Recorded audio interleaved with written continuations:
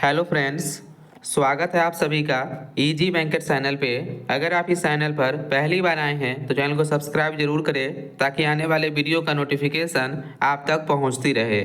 इस वीडियो में हम लोग डिस्कस करेंगे जो भी students BPSC tree 4.0 computer science का प्रिपरेशन कर रहे हैं उनके लिए वीडियो इम्पोर्टेंट होगा, या जो स्टूडेंट्स TRE 1.0 के थ्रू ज्वाइनिंग किए हैं या 2.0 या 3.0, वह सारे स्टूडेंट के लिए इम्पोर्टेंट है जो जॉब में है या जो स्टूडेंट TRE 4 का प्रिपरेशन कर रहे हैं।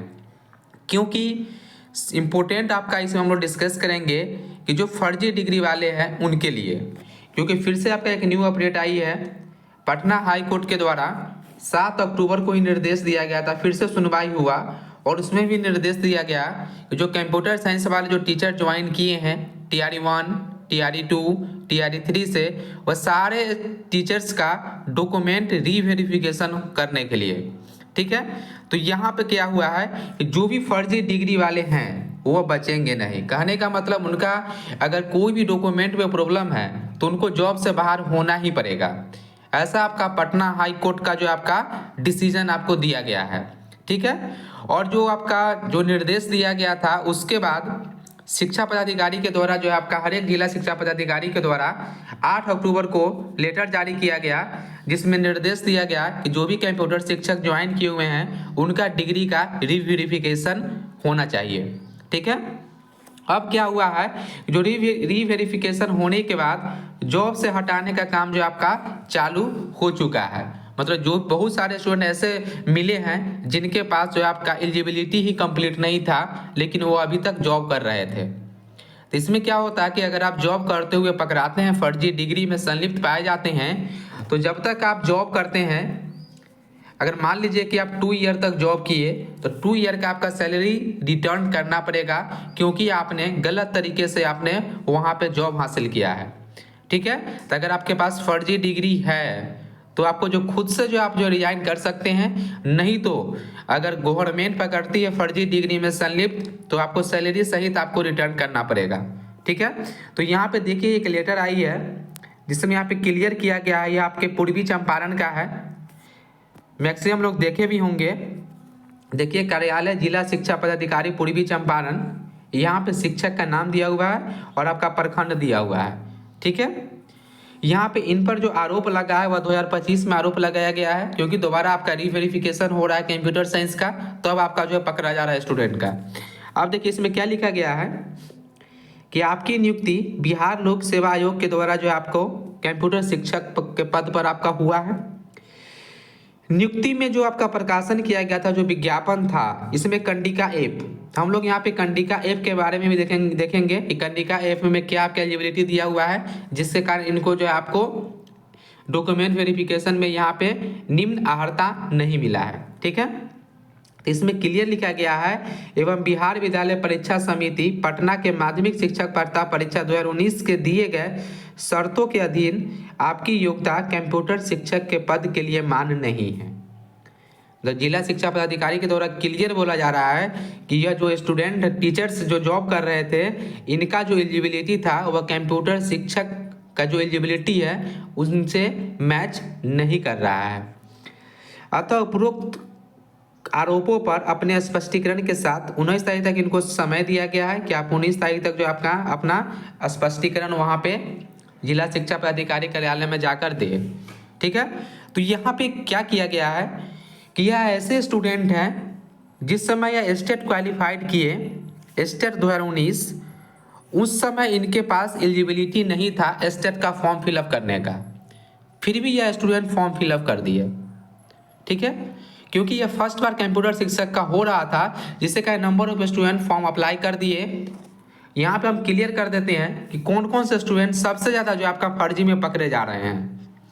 तो यहाँ पे हम क्लियर करें, इससे पहले भी पटना हाई कोर्ट का निर्देश दिया गया था कि 900 प्लस ऐसे स्टूडेंट हैं जिनका जो है आपका जॉब जो है आपका संदिग्ध पाया गया। कहने का मतलब उनके पास डिग्री का जो है फिर से जाँच करवाया जाएगा, क्योंकि उनके पास न्यूनतम अर्हता ही नहीं था। सबसे ज़्यादा ऐसे स्टूडेंट हैं जिनके पास स्टेट सर्टिफिकेट ही नहीं था, स्टेट सर्टिफिकेट ही नहीं था। कहने का मतलब कि जो एस्टेट 2019 क्वालिफाइड थे, जो ओनली 2019, कहने का मतलब हम आपको क्लियर करते हैं कि जो एस्टेट 2019 क्वालिफाइड थे वही स्टूडेंट सिर्फ TRE 1.0 में फॉर्म फिलअप कर सकते थे। लेकिन स्टूडेंट के द्वारा ऐसा नहीं किया गया, जो एस्टेट क्वालिफाइड नहीं थे वह भी स्टूडेंट BPSC के TRE 1 का फॉर्म फिलअप कर दिए।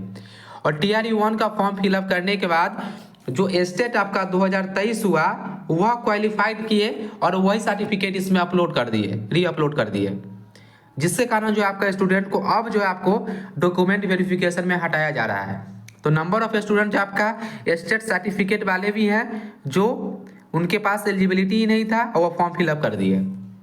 बिना एस्टेट सर्टिफिकेट का आप BPSC का फॉर्म फिलअप ही नहीं कर सकते हैं, ठीक है। और दूसरा सबसे ज़्यादा जो आपका गड़बड़ी पाया जा रहा है वो आपका PGDCA सर्टिफिकेट में, ठीक है। जो PGDCA सर्टिफिकेट जो लिए हुए हैं वह स्टूडेंट पकड़े जा रहे हैं, क्योंकि PGDCA सर्टिफिकेट वैसे यूनिवर्सिटी से आपको करना था जो यूनिवर्सिटी वैलिड हो, UGC से ग्रांटेड हो। ऐसा नहीं कि वैसे यूनिवर्सिटी से कर लिए जो बिहार में उसका मानता ही नहीं है। तो वहाँ पे क्या होता है कि PGDCA सर्टिफिकेट वाले स्टूडेंट भी जो है आपको यहाँ पे नंबर ऑफ स्टूडेंट ज़्यादा दिखने को मिल रहा है। इसके बाद आपका जो है PG डिग्री, बहुत सारे ऐसे भी होते हैं जो PG डिग्री जो है उनका जो है PG डिग्री और PGDCA डिग्री, यह स्टूडेंट भी जो है आपका ज़्यादा है, जिनके पास डिग्री सर्टिफिकेट में ही प्रॉब्लम है।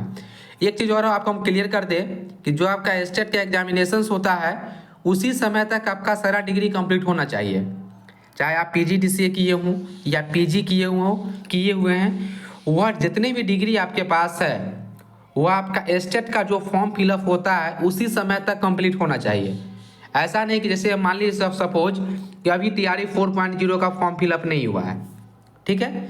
TRE 4.0 का फॉर्म अगर आप फिलअप होता है एक मंथ में, मान लीजिए 15 या 20 दिन के बाद अगर फॉर्म आती है फिलअप होता है, अगर जिस समय आपका एस्टेट का फॉर्म फिलअप किए हैं, एस्टेट 25 का जो अभी एग्जामिनेशन भी लगभग चल ही रहा है, तो वहाँ पे क्या होता है कि अगर आपके पास डिग्री कंप्लीट नहीं है, अगर आप फिर भी फॉर्म फिलअप कर दिए एस्टेट का, अगर आप क्वालिफाइड कर जाते हैं और TRE 4 का तो फॉर्म आएगा आपका एक मंथ के बाद आ सकता है, और उस समय आप फॉर्म फिलअप कीजिएगा जिस समय आपका डिग्री कंप्लीट होगा, तो वह भी स्टूडेंट फर्जी होंगे।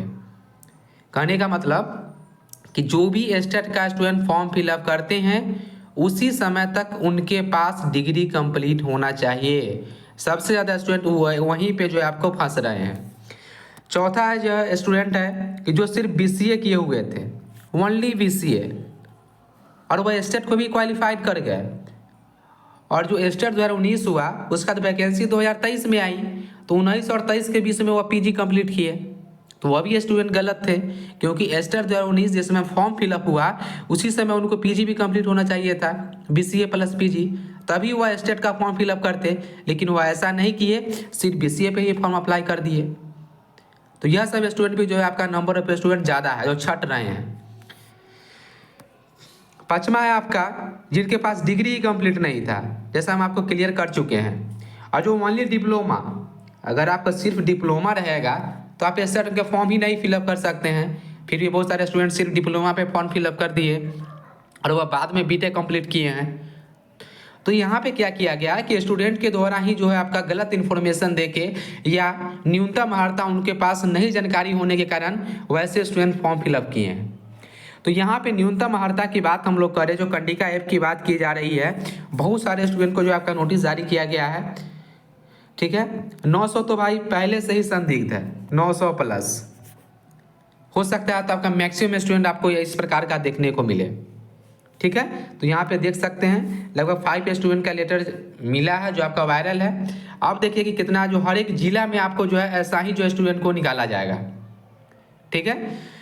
तो यहाँ पे आपका नंबर ऑफ सीट जो है TRE 4.0 में PGT का आपको बढ़ने का संभावना है, पूरी संभावना है।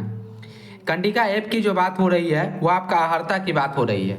यहाँ पे देखिए जो BPSC के नोटिफिकेशन में भी है, ऐसा नोटिफिकेशन आप TRE 4.0 में भी आएगा, वैसा ही आपका सेम एलिजिबिलिटी रहने वाली है, कोई भी आपको चेंजेस देखने को नहीं मिलेगा, ठीक है। तो यहाँ पे सबसे इम्पोर्टेंट चीज़ हो जाती है कि अर्हता क्या होना चाहिए। तो हम पहले ही कर चुके हैं कि जो भी यहाँ पे एलिजिबिलिटी लिखा हुआ है और जिस समय आप एस्टेट का एग्जामिनेशन देते हैं उसी समय यह सारा एलिजिबिलिटी कंप्लीट होना चाहिए, तभी आप स्टेट में अप्लाई कर सकते हैं। ऐसा नहीं कोई मान लीजिए कि आप पीजी किए हुए हैं और आप फॉर्म फिलअप कर दिए, इसमें तो पीजी प्लस पीजीडीसीए चाहिए था, आपके पास पीजीडीसीए तो था नहीं उस समय, लेकिन फिर भी पीजी पे ही अप्लाई कर दिए। तो ऐसे स्टूडेंट को भी जो आपको 100% जॉब से बाहर होना पड़ेगा। अगर आप क्वालिफाइड भी कर जाते हैं, बीपीएस से भी क्वालिफाइड कर जाते हैं, जॉब भी मिल जाएगा, उसके बाद आपको 6 महीना के अंदर, 1 साल के अंदर, 2 साल के अंदर आपको जॉब से बाहर होना ही पड़ेगा, क्योंकि जो इस समय आपका स्टेट होता है उसी समय आपका डिग्री कंप्लीट होना चाहिए। तो यहाँ पे वही चीज़ गिवन है कि क्या क्या एलिजिबिलिटी होना चाहिए। ये एलिजिबिलिटी आपको पता ही होगा, ठीक है। अगर जितने भी एलिजिबिलिटी यहाँ पे गिवन है, ये एलिजिबिलिटी आपको कंप्लीट था तभी आप स्टेट का फॉर्म फिलअप करते और आप क्वालिफाइड भी करते, ठीक है। यही अपडेट है। और आपका डॉक्यूमेंट वेरिफिकेशन आपका रीचेक हो रहा है, इसलिए जो भी गड़बड़ स्टूडेंट है वह सारे टीचर बाहर होंगे, ठीक है। अगर आपको कोई भी डाउट है बीपीएससी 4.0 कंप्यूटर साइंस एग्जामिनेशन से रिलेटेड, तो आप कमेंट करके पूछ सकते हैं। अगर यह वीडियो आपको अच्छा लगे तो चैनल को सब्सक्राइब जरूर करें। Thank you for watching.